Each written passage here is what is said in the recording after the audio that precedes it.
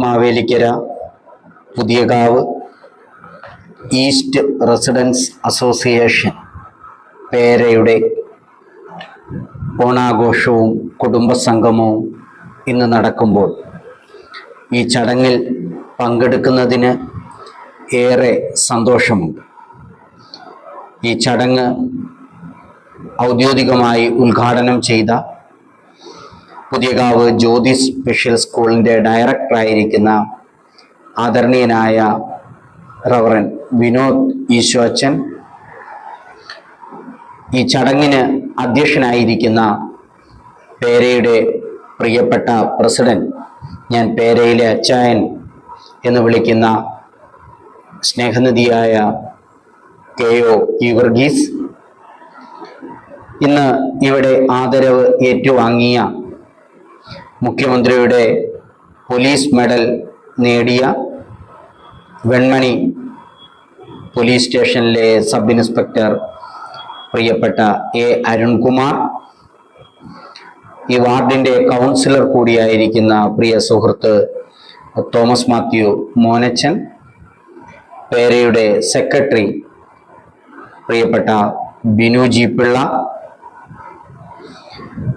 പേരയുടെ treasurer Jose Varghese, സ്വാഗതമോദിയ joint secretary Jyothi Lakshmi Solomon,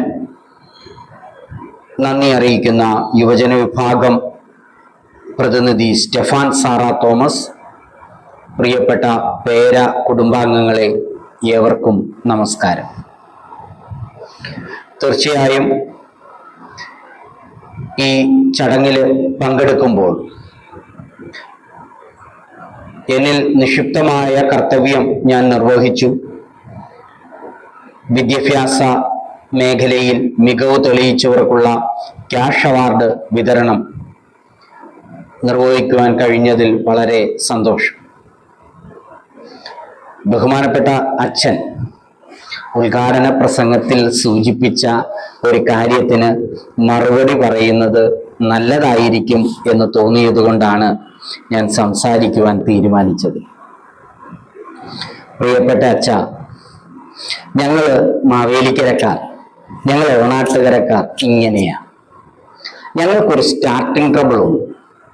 ഞങ്ങളെ അല്പം ഗൗരവക്കാരായിട്ട് ആദ്യം കാണുന്നവർക്ക് തോന്നാം ഞങ്ങൾ അല്പം ഗൗരവമുള്ളവരാ. പെട്ടെന്നൊന്നും ഞങ്ങൾ ആരോടും അധികം അടുക്കാറില്ല. അതാണ് അച്ഛൻ ആദ്യമായി ഈ നാട്ടിലേക്ക് വന്നപ്പോൾ അച്ഛന് തോന്നിയതും അങ്ങനെ തന്നെയാണ്. ഞങ്ങൾ ഓണാട്ടുകരക്കാർ ഇച്ചിരി ഗൗരവക്കാരാ. എന്നാൽ അച്ഛ, ഒരു സത്യമുണ്ട്. ഈ തുടക്കത്തിലെ ഒരു പ്രശ്നം ഒഴിച്ചാൽ ഞങ്ങൾ മനസ്സുകൊണ്ട് ഒരു സ്നേഹമുണ്ട്. ഞങ്ങൾ മനസ്സുകൊണ്ട് അങ്ങ് സ്നേഹിച്ചാൽ പിന്നെ ഹൃദയം നൽകുന്നവരാണ് ഓണാട്ടുകരക്കാർ.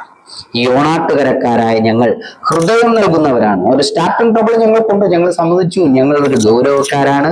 എന്നാൽ അച്ഛ, ഞങ്ങളുടെ സ്നേഹം ഞങ്ങളൊന്ന് അടുത്താൽ ഹൃദയം തരും. ഔദ്യോഗികമായി അച്ഛൻ ഈ സ്ഥാപനത്തിൽ നിന്ന് ട്രാൻസ്ഫർ മേടിച്ച് പോകുമ്പോൾ ഇന്ന് അച്ഛൻ പറഞ്ഞ വാക്കുകൾ സ്നേഹത്തോടെ തിരുത്തി പറയുന്ന ഒരു സമയം വരും എന്നുള്ള കാര്യത്തിൽ യാതൊരു സംശയവുമില്ല. ഞങ്ങൾ ഓണാട്ടുകരക്കാർ ഇങ്ങനെയാണ്. അച്ഛൻ അതുകൊണ്ട് തെറ്റിദ്ധരിക്കരുത്. ഞങ്ങളിൽ ഉള്ളിൻ്റെ ഉള്ളിൽ സ്നേഹത്തിൻ്റെ വലിയ ഒരു കടലുണ്ട്. അതുകൊണ്ട് തീർച്ചയായും ഞങ്ങളുടെ ആദ്യത്തെ ഗൗരവത്തെ അച്ഛൻ സന്തോഷപൂർവ്വം എടുക്കണേ എന്ന് സ്നേഹത്തോടെ ഓർപ്പിക്കുകയാണ്. പ്രിയമുള്ളവരെ, ഒരു കഥ കൂടി പറഞ്ഞുകൊണ്ട് ഞാൻ അവസാനിപ്പിക്കാം. ഒരു ട്രെയിനിലെ AC കമ്പാർട്ട്മെന്റ്, മുഷിഞ്ഞ വസ്ത്രം ധരിച്ച് അല്പം മോശമായ ബാഗുമൊക്കെ തൂക്കി ഒരാൾ AC കമ്പാർട്ട്മെന്റിൽ ഇരിക്കുന്നു. TTR ടിക്കറ്റ് പരിശോധനയ്ക്കായി എത്തുന്നു. മുഷിഞ്ഞ വസ്ത്രം ധരിച്ച ആ മനുഷ്യനോട് TTR ടിക്കറ്റ് ആവശ്യപ്പെടുന്നു. വയോധികനായ ഈ മനുഷ്യൻ തൻ്റെ ബാഗുകളൊക്കെ പരതുന്നുണ്ട്, ടിക്കറ്റ് കാണുന്നില്ല. TTR മനസ്സിൽ വിചാരിക്കുക, ഇയാള് ഈ AC കമ്പാർട്ട്മെന്റിലൊന്നും സഞ്ചരിക്കാൻ യോഗ്യനായ ആളൊന്നുമില്ല, ടിക്കറ്റ് ഒന്നും എടുത്തു കാണത്തില്ല, അതുകൊണ്ട് ഇയാള് കള്ളത്തരം കാണിക്കുകയാണ് എന്നൊക്കെ മനസ്സിൽ ചിന്തിക്കുന്നു. എങ്കിലും ഈ TTR പറഞ്ഞു, ഞാൻ അടുത്ത കമ്പാർട്ട്മെന്റിലൊക്കെ പോയി ടിക്കറ്റൊക്കെ പരിശോധിച്ചിട്ട് മടങ്ങിയെത്താം, അപ്പോഴേക്കും ടിക്കറ്റ് എടുത്തു വെച്ചാൽ മതി.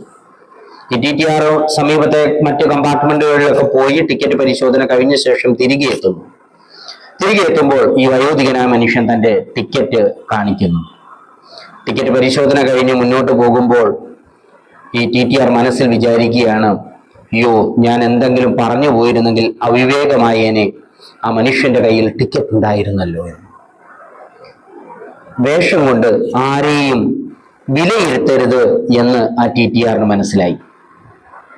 ട്രെയിൻ അതിന്റെ അവസാന സ്റ്റോപ്പിലേക്ക് എത്തുന്നു. ഈ വയോധികനായ മനുഷ്യൻ അവിടെ തന്റെ ലഗേജുകളുമായി അവിടെ പ്ലാറ്റ്ഫോമിലേക്ക് ഇറങ്ങുന്നു. ഈ TTRും അവിടെ ഇറങ്ങുകയാണ്. ഈ വയോധികനായ മനുഷ്യൻ അവിടെ നിന്നുകൊണ്ട് തന്റെ ലഗേജ് റെയിൽവേ സ്റ്റേഷന് മുൻവശത്ത് ടാക്സിയൊക്കെ കിട്ടുന്ന സ്ഥലത്തേക്ക് എത്തിക്കുന്നതിനായി ആ പ്ലാറ്റ്ഫോമിൽ നിന്ന് ഒരു പോർട്ടറെ വിളിച്ചു, കയ്യാട്ടി വിളിക്കുന്നു. ഈ പോർട്ടർ അടുത്തേക്ക് വരുന്നു. എന്നാൽ ഈ വയോധികനായ മനുഷ്യന്റെ ലഗേജുകൾ എടുക്കാതെ ഈ പോർട്ടർ തൊട്ടടുത്തു നിന്ന സുന്ദരിയായ ഒരു സ്ത്രീയുടെ ലഗേജുകൾ എടുത്ത് തലയിലേന്തിക്കൊണ്ട് വെളിയിലേക്ക് പോയി. ഇത് കണ്ടു വിഷമിച്ച നമ്മുടെ ടിക്കറ്റ് എക്സാമിനർ ഈ വയോധികനായ മനുഷ്യന്റെ അടുക്കൽ വന്നിട്ട് പറഞ്ഞു, അങ്ങയുടെ ഈ ലഗേജ് ഞാൻ വെളിയിലെത്തിക്കാം, വിഷമിക്കേണ്ട എന്ന്. അങ്ങനെ ഈ TTR ടിക്കറ്റ് എക്സാമിനർ ഈ ലഗേജും എടുത്തുകൊണ്ട് ആ വയോധികനായ മനുഷ്യനോടൊപ്പം പ്ലാറ്റ്ഫോമിന് പുറത്തേക്ക് എത്തുന്നു. അവിടെ എത്തുമ്പോൾ ഈ വയോധികനായ മനുഷ്യൻ തന്റെ പോക്കറ്റിൽ നിന്ന് ഒരു 100 രൂപ എടുത്ത് TTRന് നൽകിക്കൊണ്ട് പറയും, ഒരു കാര്യം ചെയ്യണം, ഇതാ പ്ലാറ്റ്ഫോമില് TTRന് പ്ലാറ്റ്ഫോമില് ആ പോർട്ടർക്ക് നൽകണം. അദ്ദേഹം ജോലി ചെയ്തില്ലെങ്കിലും അദ്ദേഹത്തിന് ഈ പണം നൽകണം എന്ന് പറയുന്നു. TTR ആ പണം വാങ്ങുന്നു, തിരികെ പോർട്ടറുടെ അടുക്കെ എത്തുന്നു. എന്നിട്ട് പറയുന്നത്, കണ്ട് ഈ 100 രൂപ ആ വയോധികനായ മനുഷ്യൻ തന്നതാണ്. ആ പ്രായം ചെന്ന മനുഷ്യൻ വിളിച്ചിട്ട്, താങ്കൾ വരാതെ താങ്കൾ ആ സുന്ദരിയായ സ്ത്രീ വിളിച്ചപ്പോൾ അവരുടെ അടുക്കലേക്കല്ലേ പോയത്, അതുകൊണ്ട് താങ്കൾക്ക് തരാനായി ആ മനുഷ്യൻ തന്നയച്ചതാണ് ഈ 100 രൂപ. അപ്പൊ നമ്മുടെ ഈ പോർട്ടർ പറയും, സാറേ, അങ്ങനെ തെറ്റിദ്ധരിക്കരുത്. ആ വയോധികനായ മനുഷ്യൻ, ആ പ്രായം ചെന്ന മനുഷ്യൻ എന്നെ വിളിച്ചു, ശരിയാണ്. എന്നാൽ അതിനപ്പുറത്തു നിന്ന് വിളിച്ച ആ സുന്ദരിയായ സ്ത്രീ ഉണ്ടല്ലോ, അവർക്ക് കണ്ണു കാണുകയില്ലായിരുന്നു സാർ. ഞാൻ അവരുടെ ലഗേജും എടുത്തുകൊണ്ട് ഈ പ്ലാറ്റ്ഫോമും കടന്ന് ഈ റെയിൽവേ സ്റ്റേഷന്റെ മുൻവശത്തെത്തി ആ ലഗേജ് അവരുടെ വാഹനത്തിൽ എത്തിച്ചു കൊടുക്കുന്നു. ഞാൻ 1 രൂപ പോലും പ്രതിഫലം വാങ്ങിയില്ല സാർ. എന്തെന്നാൽ ആ സ്ത്രീ അന്ധയായിരുന്നു. ഈ പോർട്ടർ എന്നിട്ട് പറയുന്ന ഒരു കാര്യമുണ്ട്, സാറേ, വേഷം കൊണ്ട് ആരെയും വിലയിരുത്തരുത്. ഈ 100 രൂപ കഴിയുമെങ്കിൽ ആ വയോധികനായ മനുഷ്യന് തന്നെ തിരിച്ചു കൊടുത്തേക്കുക. നമ്മുടെ ടിക്കറ്റ് എക്സാമിനർ മനസ്സിൽ ചിന്തിക്കുക, വേഷം കൊണ്ട് ആരെയും വിലയിരുത്തരുത്. പ്രിയമുള്ളവരെ, ഈ ഓണം നാം ആഘോഷിക്കുമ്പോൾ ഈ ഓണം അത്തരത്തിലുള്ള ഒരു ഓർമ്മപ്പെടുത്തലാണ്. വേഷം കൊണ്ട് തെറ്റിദ്ധരിക്കപ്പെട്ട ഒരു വ്യക്തിയുടെ അല്ലെങ്കിൽ വേഷം കൊണ്ട് വിലയിരുത്തിയത് കൊണ്ട് പാതാളത്തിലേക്ക് പോകേണ്ടി വന്ന ഒരു മഹാരാജാവിന്റെ സ്മരണയാണ് ഓണം. നർമ്മദാ നദീതീരത്തെ യജ്ഞശാലയിലേക്ക് എത്തിച്ചേരുന്ന വാമനനെ കൃത്യമായി അറിയാതെ, വേഷം കൊണ്ട് കൃത്യമായി മനസ്സിലാക്കാതെ 3 അടി മണ്ണ് യാചിച്ച ആ വാമനനോട്, അതിനെന്താ, ഇത് മൊത്തം എടുത്തോളൂ, 3 അടിയുടെ കാര്യമല്ലേ ഉള്ളൂ, ഞാൻ കരുതി അങ്ങ് വലിയ സാമ്രാജ്യമായിരിക്കും ആവശ്യപ്പെടുന്നത്, 3 അടിയുടെ കാര്യമല്ലേ ഉള്ളൂ, എടുത്തോള് എന്ന് പറയുന്നു. ആ രാജാവ്, മഹാബലി എന്ന മഹാരാജാവ്, വേഷം കൊണ്ട് വാമനനെ തിരിച്ചറിയാതെ പോയി. അവൻ വെറും ഒരു സാധാരണക്കാരനാണ് എന്ന് മഹാബലി നനച്ചുപോയി. പരിണത ഫലമോ പാതാളത്തിലേക്ക് ചവിട്ടിത്താഴ്ത്തപ്പെടുവാൻ വിധിക്കപ്പെട്ടു. പരാജയപ്പെടുന്നവന്റെ ഉത്സവമായി ഓണം മാറുമ്പോൾ തീർച്ചയായും ഈ ഓണക്കാലത്ത് നമ്മുടെ മനസ്സിലേക്ക് ഒരു നല്ല സന്ദേശം എത്തുക. വേഷം കൊണ്ട് ആരെയും വിലയിരുത്തരുത്. വേഷം കണ്ട് ആരുടെയും ക്രെഡിബിലിറ്റിയെ നാം അളക്കരുത്. വേഷത്തിലല്ല പ്രാധാന്യം, മനസ്സിനാണ് പ്രാധാന്യം. വേഷം കൊണ്ട് ആരെയും അളക്കാതിരിക്കുവാൻ നമ്മുടെ മനസ്സിന് ശക്തി ഉണ്ടാകട്ടെ എന്ന് പ്രാർത്ഥിച്ചുകൊണ്ട് എല്ലാവർക്കും ഹൃദയം നിറഞ്ഞ ഓണാശംസകൾ നേർന്നുകൊണ്ട് നന്ദി, നമസ്കാരം.